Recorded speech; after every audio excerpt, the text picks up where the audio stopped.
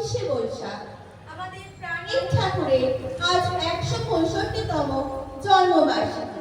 তিনি ছিলেন একজন মহান কবি, সাহিত্যিক, সুরকার ও দার্শনিক।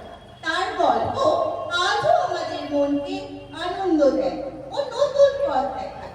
রবি ঠাকুর আমাদের শিখিয়েছিলেন মানবতা, দেশপ্রেম ও প্রকৃতিকে ভালোবাসতে।